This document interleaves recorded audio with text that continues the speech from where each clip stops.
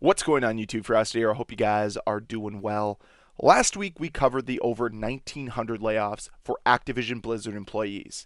And unfortunately, those layoffs by Microsoft continued this week. This tweet from Charlie Intel. Activision Blizzard and Microsoft continued the layoffs today, laying off a majority of the esports team. There's about 12 people left on the esports team now. Microsoft waited until the CDL staff came back from the Boston Major this past weekend before informing them.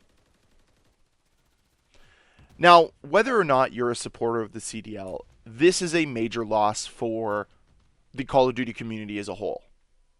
There was always that possibility that you sweating your face off every single game could lead down the road to you becoming a professional Call of Duty player. I just don't know if that road is existent anymore. I don't know if there is a path forward to that anymore, because it seems as if Activision Blizzard and Microsoft are abandoning the CDL, are abandoning esports, are abandoning competitive Call of Duty. And that's not a good thing. Like, I remember back in the day when Black Ops 2 held their COD Pro Sports event, and it was massive for the Call of Duty community. And unfortunately, because the games have been so lackluster lately and the overall community reception around Call of Duty has been so disappointing, it's very easy to see why there isn't as much support for the CDL as there should be. I mean, if you release a game like Black Ops 2 and that's your main CDL game, I think there'd be a lot more support for the game. But with that being said, this is still a loss for the Call of Duty community. This is honestly highlighting a massive failure by Activision Blizzard, as they just were never able to get the full investment of the community into the CDL. Yes, there are people that are invested in the CDL, and that is a great testament to how great the CDL is, but the overall reception from this community has never been what it needs to be. The casual players just don't seem to care, and that's because I don't feel as if there is enough investment from the developers to bring awareness to the CDL. I mean, like, they have the CDL team packs in the store, but outside of that, they don't promote their own product within their own game.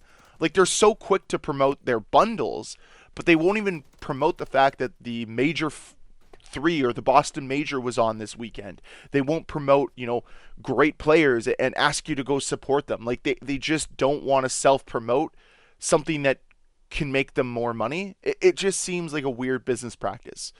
And it's really disappointing because we are watching esports die in front of our very eyes right now. And it's not just something that's happening in the CDL. It's happening across the gaming community, where esports just hasn't taken off the way it should have by now. And I really always believed that there was an opportunity for it. Way back in the Halo 3 days, I was watching a ton of competitive Halo because it was exciting to watch. But unfortunately, it just doesn't seem that the casual player base, that is the majority of the player base now for most games, care. And that's the problem, is there was no real investment on grabbing these people and making casual fans into diehard competitive esports fans. I guess it's just a niche that never really grew. And that's the disappointing part out of all of this. Seeing that there are only 12 people left on the esports team now for all of Activision Blizzard is just writing on the wall that the time with the CDL is numbered. It's limited. We're not going to have it forever. They are going to scrap it soon. And that's pretty sad. That's pretty disappointing. I really, really wanted this to succeed. And I know that there are a ton of CDL pros that wanted this to succeed. And I'm sure there's a ton of you that wanted it to succeed. And a ton of you supported it. And that's great. And I think that needs to be highlighted.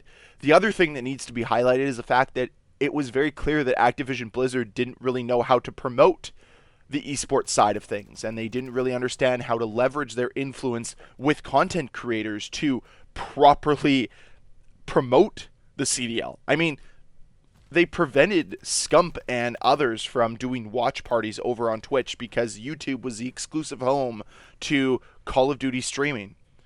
That was a massive mistake. I'll just say it as it is.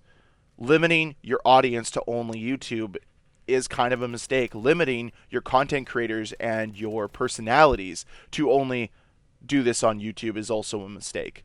And that's just as simple as that. So it always has felt like the CDL has been taking steps backwards, similar to how Call of Duty operates, actually. But it's been more detrimental to the CDL than it's been to Call of Duty. And unfortunately, we see that in the result today with only 12 people being left on the esports team.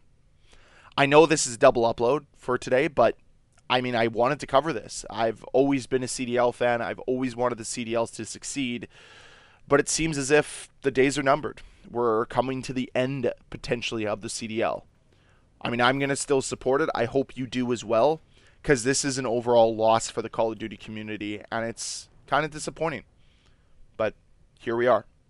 That's it for the video, though, today, guys. I hope you enjoyed. If you did, can you please hit that like button? If you want to see more videos from me, please hit the subscribe button, and I'll see you guys next time.